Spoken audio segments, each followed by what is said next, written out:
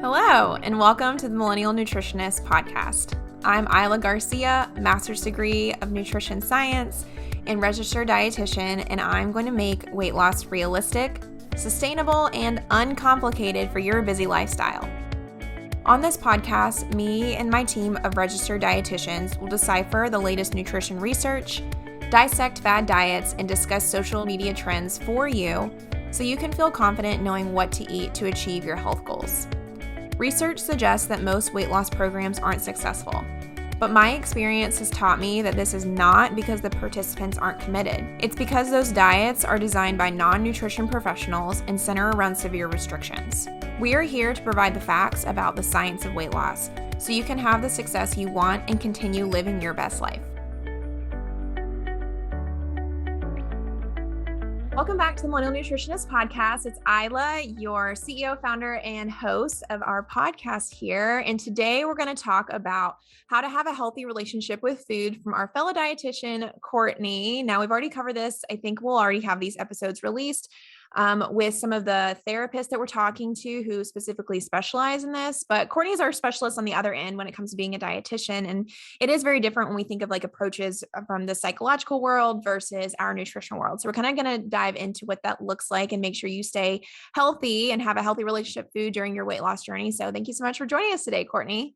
Yeah, so happy to be here. It's a topic that I really am interested in and really enjoy talking about. So I'm excited. Yeah, I'm excited. Every time we talk about it, even just like before when we're talking now, I'm always like, oh my gosh, we should just click record because you are like a wealth of knowledge when it comes to this. But let's catch up a little bit. So a lot of people, I don't know, a lot of people don't know or what, but so everybody that works the Millennial Nutritionist, we're all remote and we all live in like different areas of the US. So kind of tell me or what are you doing with your summer? So you said you're like maybe going to the beach, right? Are you like a movie watcher or TV watcher or reading any books or anything recently that you can recommend? Well, as far as shows, my husband and I have been watching Barry on HBO. Have you heard of that? Yeah, I watched that a while back. It's an older one, right? Yeah. We just hadn't seen it, and so we've just been kind of binge watching that. So that's been really good. This year, actually, one of my goals was to get back to reading more, get off of social media, try to, minimize my screen time. So I've actually been reading a whole lot. I'm really into like sci-fi books, so I've been reading like Octavia Butler, Philip K. Dick, Orwell, 1984. So yeah, I've been tearing through some fiction here lately. I feel like during college and like the dietetic internship, I had to spend all of my time just like reading nutrition stuff. So I'm really kind of enjoying getting back to just kind of reading for fun. Yeah, no, I feel the same way. I feel like I was like always so serious because you have to be like so into it when you're doing like being a dietitian, I feel like, or the lead up to it, because like, yeah, you have to go to school, but then you have to get like all these volunteer hours, just like all the time, all you're doing is nutrition. And I wish I was like, as I guess like cerebral as you, but I just pour myself into reality TV instead. That's but you have to have an outlet. What about any meals? Are you still doing your meal delivery? Yeah, sometimes I'll skip if I because like I've been trying to go to the farmers market a little bit more since that's opened up here in Chattanooga for the summer. So trying to not do as much of the deliveries. I've been trying to like get to the farmers market, try some different things that I don't usually try, just whatever's available. I've gotten a lot of really good like local eggs and lots of like tomatoes, different produce from the farmers market. So but as far as meals, I've really been loving like baked potatoes as a base. I'm huge on doing baked potatoes for dinner because I feel like you can do like a stuffed baked potato and put whatever you want in it and make a really good complete meal. The other night I made baked potatoes with some like roasted broccoli, ground turkey, and I make some like cashew cheese and put that on top. So yeah, super easy, quick weeknight meal. My mom, she listened to our episode recently that we made, and bought that meal kit. What were you doing? You were doing Hungry Root. Uh-huh. Yeah, she bought it and she told me, she's like, after I listened to Courtney talk about it, I bought it. And then she's been reporting back to me like all the things that she's been making. So again, it wasn't sponsored, but we should have been because we got her a sale. But then also yeah, with the baked potato. Yeah, I feel like so many people don't realize like how good baked potatoes are. One of my clients this week too was like, I always feel like baked potatoes got such a bad rap, but I realized they're like not that many calories. And she's like, every time I put in my fitness pal, it says there's like so much potassium in them. I don't know why like they get such a bad rap. I was like, yeah, I don't know either. I'm a huge white potato advocate because I feel like with all the low carb stuff and when that whole wave came through, they just got really demonized and people were trying to like equate them with like white bread and like, oh, sweet potatoes like a whole grain bread and white potatoes like white bread. But white bread is, the grain is stripped of all its nutrients. A potato is in its whole form. It's a food that we've been eating, through pretty much all of human history. And there's actually a good breakdown. I think it was from Precision Nutrition, where they like side by side compared potato and sweet potato and potassium amounts, vitamin C, like all those are really close. Really, the only thing that sweet potatoes, have on potatoes, so to speak, is a lot more beta carotene. But as far as just overall health value, regular white potatoes are really good for you. Yeah, yeah. And I even saw there's a dietitian I follow, and he said that there's some study that shows that people are like more full after they eat like potatoes versus like other carbs, like noodles and stuff. So, well, diving into our kind of like article for today. So, we're trying this new format for everybody listening. I've been doing it for the last couple episodes, where we're kind of finding something in the media that talks a little bit about what we're going to go into today. And I recently, like I said, I've been in love with like reality TV ever since honestly like COVID started, and went through all the housewives. So I recently binged the recent season of The Real Housewives of New Jersey, and they covered one of the characters or the I don't know what to call them. I guess they're not a character. One of the participants, her struggle with anorexia throughout the season. And it was interesting because the season that she was on, I don't know if it was like 1 or 2 seasons ago, she talked about how it was in her past and how she's over it. I, as a dietitian, would still see her like do some things that were problematic, but they never brought it up. Like she would always like skip her breakfast, but nobody really thought anything of it. And she would always like not really eat a lot around the group, but probably to the normal person, that's fine. But I feel like I knew as a dietitian, I don't know if she's like really over. I don't know if it's something you actually ever get over that much. But then she came out a couple seasons later and was like, no, I actually still struggle with this. And she went to seek treatment.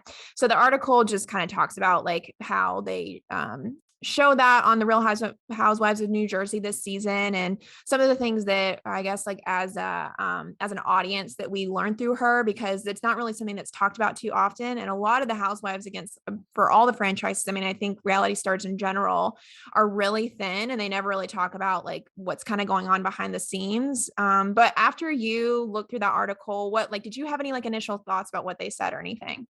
Yeah, just kind of what you mentioned about like some of her habits that were just kind of normalized and that no one really pays much attention to because just in society in general, they're treated as normal behavior.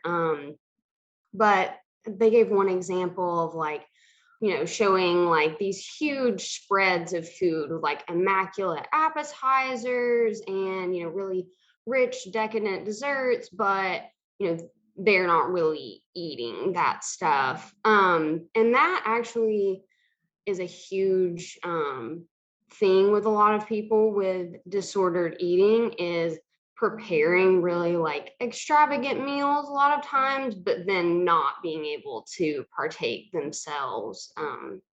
So yeah, I thought that was interesting. And also, I thought it was interesting that sort of like her turning point was when she realized that her kids were starting to see the example she was setting with her relationship with food.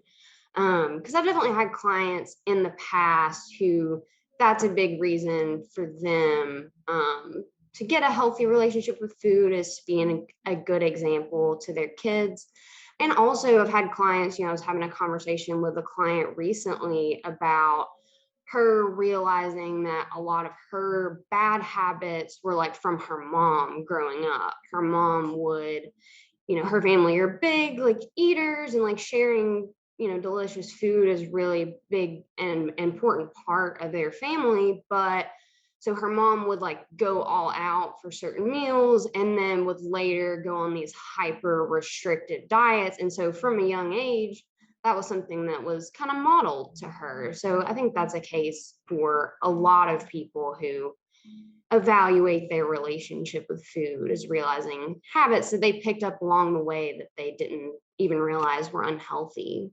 Yeah, and I needed to read more into like research about that because we do get a lot of people who say seems like they become motivated to lose weight since we are a weight loss company. Like once they start thinking about like having a family and what's really passed on to them, and because it does seem like a lot of those behaviors are really ingrained from us from a young age, and it's got to make some sort of like psychological impact. With I don't know if it's like the emotional ties that people end up having to food or how that really works.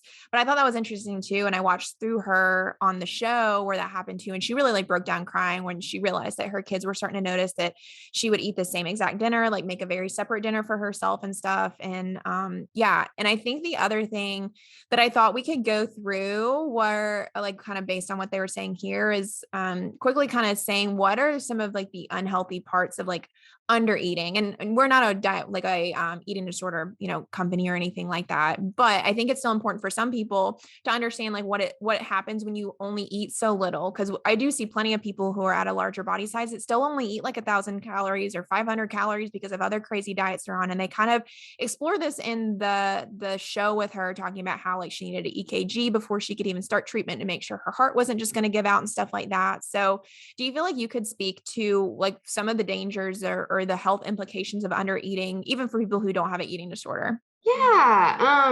So like with you mentioning her needing the EKG, a huge problem with people who have eating disorders or are just under eating is when you don't have enough calories on board, that's affecting everything. It's affecting all your vital organs. It's affecting your heart's ability to like pump blood. So when you're not getting those calories, your body is going to decrease your metabolism. It's going to try to slow everything down and conserve energy. So, like she was mentioning with some of her issues, she had to get her heart checked out because your heart slows down to try to conserve that energy. So you get poor circulation, a lot of times people, be cold all of the time. And, when that blood's not circulating, oxygen's not getting to different parts of your body, the nutrients that your body's needs.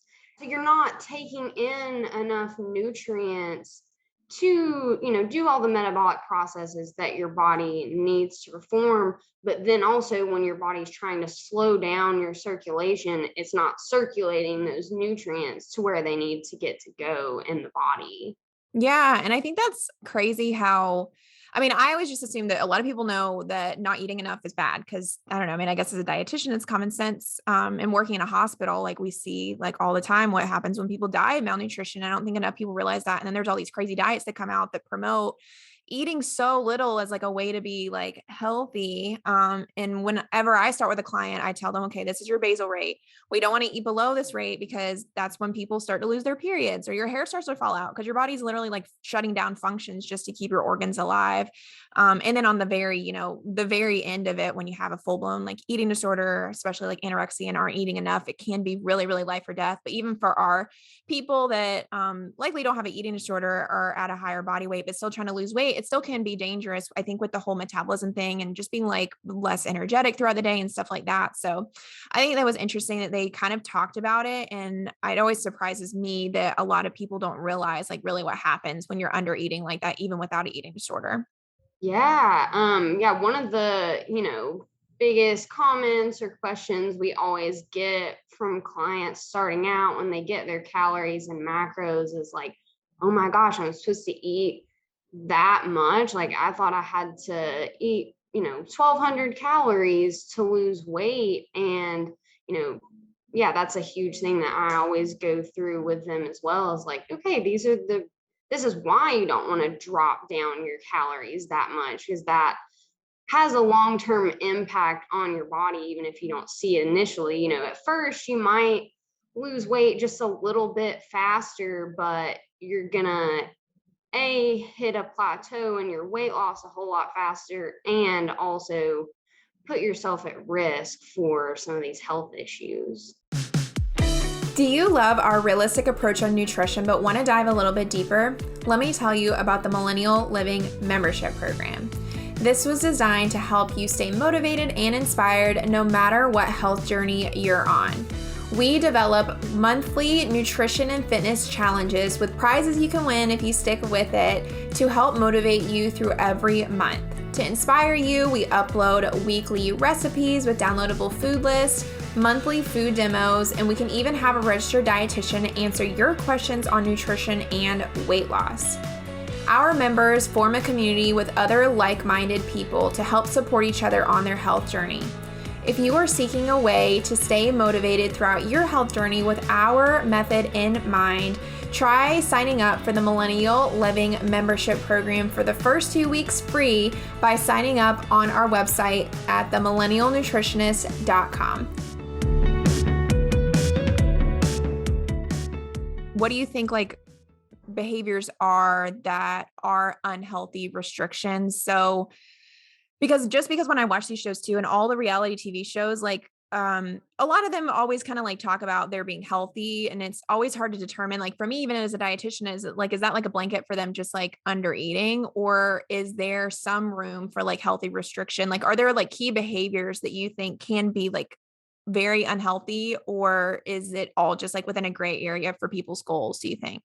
Yeah, to some degree, I think there can be some gray area. And actually, the article that we're talking about kind of linked another article talking about fad diets and eating disorders, sort of being like there's a thin line between the two. So if you're looking at unhealthy behaviors in weight loss, if it's a diet that tells you have to cut out an entire food group, or there's a list where these are the foods that are all good, these are the foods that are all bad, and it's black and white, you shouldn't really have, ever, whether you're trying to lose weight, just trying to eat healthy, you shouldn't have foods that you tell yourself you can't eat that are off limits.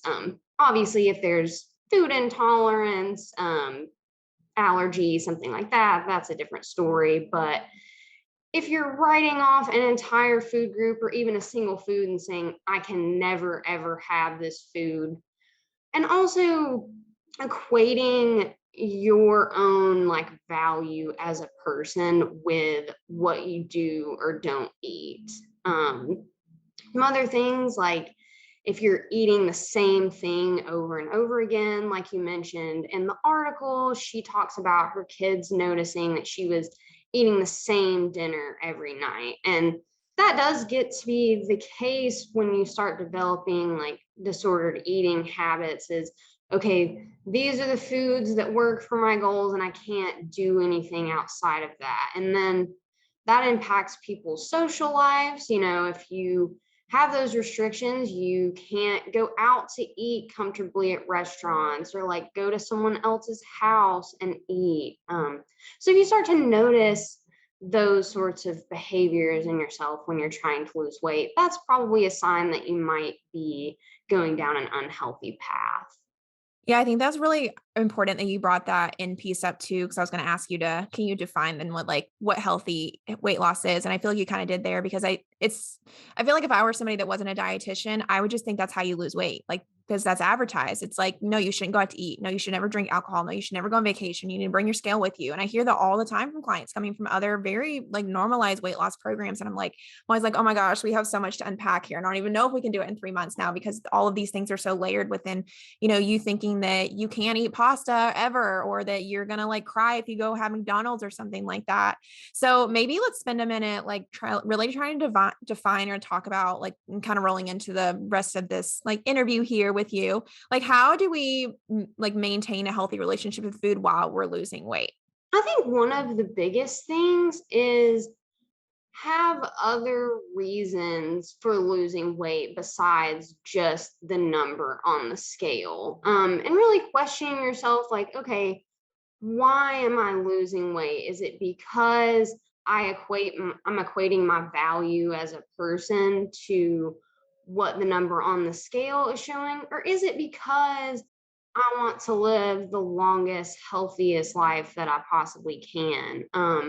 Maybe you have a history of chronic disease in your family and you want to lower your risk, or maybe like the real housewife, you want to set a better example for your kids. Maybe you do some type of physical activity that you're trying to get better or stronger at. And having those other reasons for why you want to lose weight, I think really helps the scale and the numbers not to be quite as much of a fixation. Also, making sure that your weight loss goal is realistic and also flexible. So, you know, aiming for a healthy, realistic weight for, your age, body, height, all of that. But also being flexible with it. Like I've had clients in the past where, maybe when they were younger, like in college, they were at a certain weight and they want to get back to that exact weight. And maybe we'll get within 5 or so pounds, and maybe sometimes, they're able to diet down to that number. But then once they start getting back to maintenance, maybe their body feels happier at, 5 pounds more than that. And so I think another sign is that you're not so focused on like a specific number. And if you realize your body is functioning better and your quality of life is better, if allow yourself like a 5 pound range wiggle room in there, I think that's a sign that you're viewing things from a healthy, like realistic mindset. Yeah, I like what you said in the beginning there about like having the different goals. And because when I'm working with my clients too, we do that where we talk, like say, okay, like what is your life going to look like, when you hit this weight loss goal? Cause I think some people don't know how to verbalize it. Like, I don't think it's problematic, but they've just never been taught to do that. And so they're like, I don't know why I want to lose this weight. And it's like, okay, well, what do you think it's going to look like? And when they say, well, I want to, be able to walk around more with my kids or go on a hike with them, or I want to feel more confident, or I want to feel stronger, as we're kind of like going through the weight loss journey together, and they start saying, well, I didn't lose a pound this week. Well, I didn't lose another pound this week. And if we reflect back on, okay, but you were able to go on a whole hike, you told me, for like 3 hours and never have to take a break, then we can kind of determine what that disconnect is there. Cause I think it is hard for people, since like media always just talks about the weight, bringing it back to like, what is that overall goal? I think, like you said, is really important there. Can we describe then what is a healthy relationship with food versus an unhealthy relationship with food looks like? Our bodies were made to get a diverse array of different foods. If you eat the same foods over and over again, you're getting the exact same nutritional profile every single day. So a way to combat that is, trying different foods. Make a point of picking recipes with different items than you normally use, or like going to the farmer's market and trying to eat seasonal items, unhealthy habits, feeling an extreme sense of like guilt after eating certain foods. And then also, if you find yourself like restricting and then you end up like overeating or binging later on, that's probably a sign that, you're more on the unhealthy side of things. Yeah, I feel like that's just so hard for people when they come from these other diets too, that like literally have taught them already. Like they wanted to be healthy. They think what's healthy is doing this like probably like cheaper fad diet that literally like labels foods and in a sense makes it a little simpler, but then they're all so confused about like what foods they can or can't eat. Like, what is like a tip for somebody that like does see themselves, like does like, here's what you're saying, says, yeah, but I just know that I'm going to gain weight if I eat pasta because it's all I've ever heard. Like, how can somebody, do you think, like start to unravel that if there are any tips for it? Yeah, I think one thing that can help is when you look at the foods that you've labeled as like all bad, does a happy, healthy life to you, like long term, look like, okay, I can never touch a single bite of pasta again, or I can never have a cake again or cookies again. And if it's, an entire food group that's been, ingrained in you to believe that it's unhealthy, like carbs, for example, either, looking up information or getting information from like a credible source, like a registered dietitian, of why your body needs those foods, why those are actually going to be beneficial to you. Carbs are providing us with a quick source of energy, and they're going to prevent us from breaking down protein and using that for energy. So just kind of educating yourself on the benefits of the foods that you're afraid of. And then, if it's these more like fun, like sugary foods that, wouldn't be so great for us if we ate them all the time, just starting to think about, is it really a good quality of life for you to go forever without being able to indulge and enjoy those things? Because you absolutely can have a healthy diet, a healthy relationship with food that still includes those foods in moderation. So I feel like I hear you saying kind of over and over again that like one key unhealthy thought or relationship with food is thinking that like a whole food group is like bad or going to impede your weight loss. Is that like fair that that's what you're trying to say? Yeah, exactly. I think that's a huge sign. And like I mentioned, the article that linked from the one that we're talking about, that was talking about sort of that thin line between fad diets and an eating disorder, because fad diets already get you accepting like, okay, restrictive food rules. Okay, I'm ignoring my body's hunger and fullness signals, and I'm just eating what this list tells me that I can eat. What do you feel like happens if people like don't try to have a good relationship with food while they're losing weight? It either ends in them, constantly like staying in that weight loss mode. We've had clients in the past that we've had to work with to try and repair their metabolism, because maybe they've just done so many fad diets over the years that they don't know what their body's hunger and fullness cues are, or how to even pay attention to them. They just, are kind of following along with these habits of the fad diets that they've picked up. Yeah, I think that it's important to define that too for people who are at a better, bigger body size. Because I think a lot of times we only think people have like negative relationships with food who are like physically like, or visibly like very small or thin or something like that. But having still a bad relationship with food, I feel like I hear you saying can still like, well, can honestly make your weight loss harder for yourself, like unnecessarily harder, and then just make it for the long term to where you might have to like reverse things to go back to losing weight again the right way. Is that what you're saying? Yeah, exactly.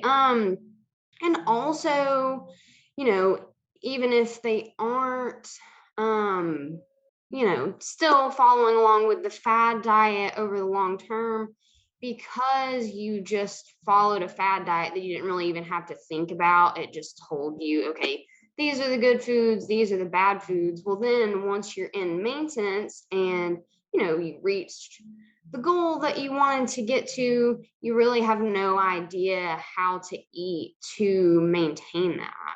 What are healthy goals that you think we can have with weight loss that keep us within like a healthy relationship with food? Having those other reasons for losing weight. So, always trying to bring it back to, okay, why am I doing this? It's okay to have like an aesthetic goal and for that to be part of the reason, but you should have other reasons, and you should be doing it because you love yourself and you love your body and you want to make it healthier. And if you're focusing on it from that perspective, you're not going to want to overly restrict yourself. um, and then also just accepting that sustainable long-term weight loss is going to be gradual.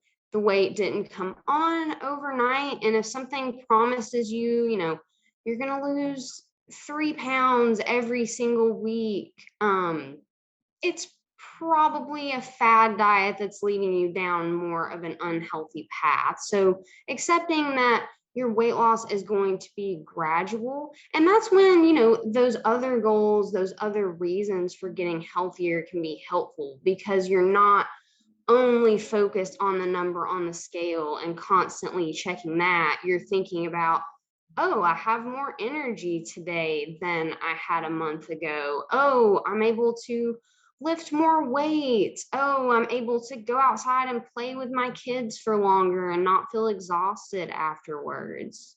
Yeah, I feel like I see this with a lot of clients who come in like only wanting, like saying their main goal is to lose like 10 pounds, which is, is fine. Like I know how to like work with a client to really get them to start thinking about something other than that. Cause since I'm a dietitian, I can kind of hear when people are open to being like healthier with it and they just don't know how to verbalize with it versus no, they're only saying weight loss, which we do take care of in the discovery call.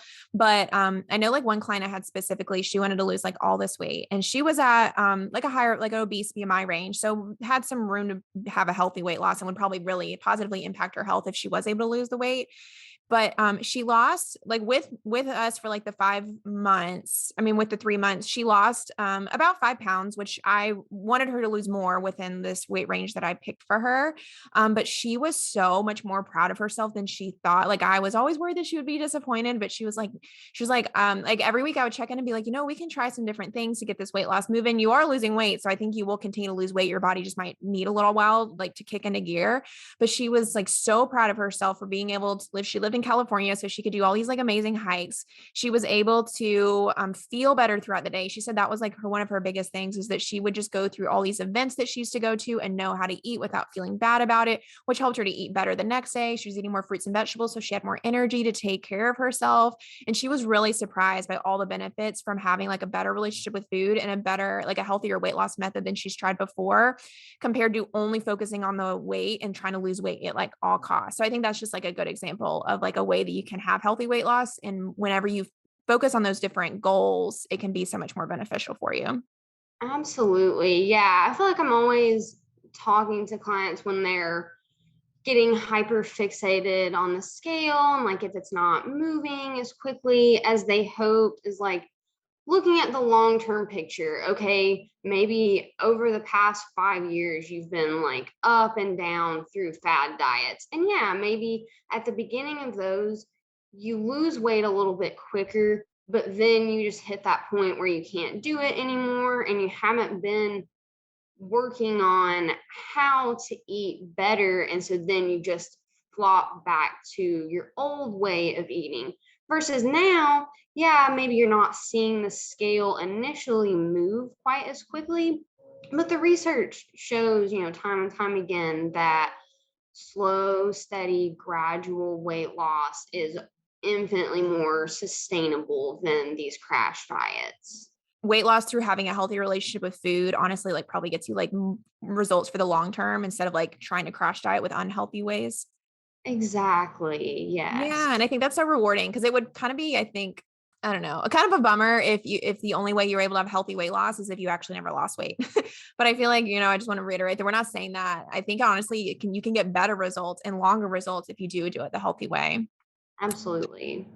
So going into some of our tangible tips we have for you, we wanted to give some tips about like how to continue to have a healthy weight loss or, healthy relationship with food as you lose weight. So let's go through some of our tips. You tell me what's one tip you have for somebody who wants to have a healthy relationship with food while they're losing weight.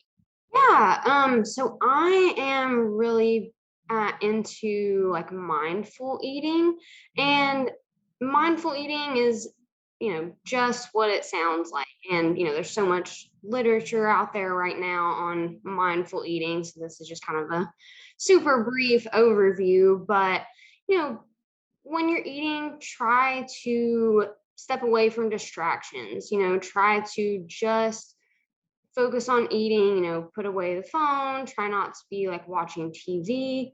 And then really just try to savor the food that you're eating, notice all of the different tastes and textures of the food. And then note how hungry you are at the beginning of the meal, and then kind of feel your hunger start gradually fading away. And that way you'll become more and more in tune of like the point where you start feeling satisfied and keep yourself from swinging from extremes of super ravenously hungry to overly full.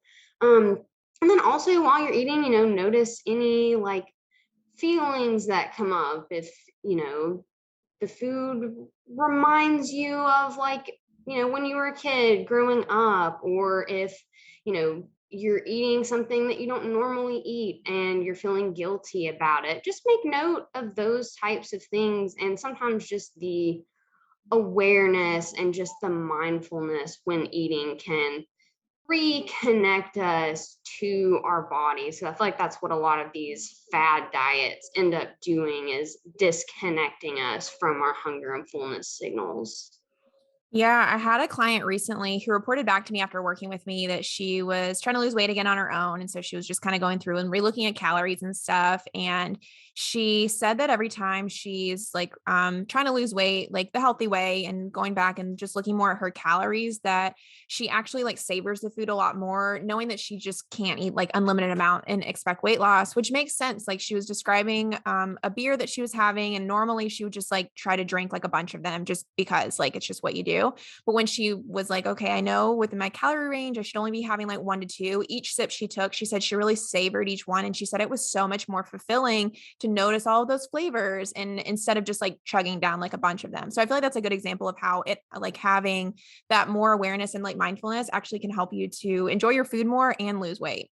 Absolutely. Yeah. I had a client recently who, worked in an office where people are constantly bringing in like snacks and food. And because we had been working on, her mindfulness when she was eating, she began to realize when she was eating something because it was what she really wanted versus when she was just grabbing a handful of something just because it was there. I think my tip would be to not skip meals if you're trying to have a healthy relationship with food while you're losing weight. Because when you skip meals, that's normally when I see people end up overeating later on in the day. Like I have so many people that always ask me like, why do I have these cravings? Like, why am I overeating late at night? Why am I overeating at 4 o'clock? And it's like, okay, instead of trying to come up with all of these like swaps for like a lower calorie dessert or a lower calorie this, let's just like look and see like if you're eating enough throughout the day. And I find that as soon as clients start eating more like meals throughout the day, and it doesn't mean like if you don't enjoy eating breakfast, I don't think we need to force people, or I don't try to force people to eat breakfast, but it might just mean like having a heavier snack at 10 or having a heavier snack later in the day, making those meals really purposeful and balanced. I think perpetuates a better relationship with food, as opposed to just like saying, oh, I'm going out to eat later, I'm going for drinks later, I'm going to skip like breakfast and lunch for the whole day. Because I think that keeps you in this like you said, like it keeps you disassociated with like how your hunger and fullness cues actually are, which just like perpetuates this like bad relationship with food. I feel like it's super common for, a lot of the clients I work with to, whether it's skipping meals earlier in the day or just eating really low calorie meals earlier in the day and like saving up calories at the end of the day. It just gets into that restricting and then overeating cycle. And it's really kind of the opposite of what we want to be doing, because we're most active earlier in the day, and most people are least active in the evenings. So yeah, definitely spreading those calories out, keeping your blood sugar balanced, is huge in all this. Yeah. Do you have another tip for people who are trying to maintain a healthy relationship with food while they're losing weight?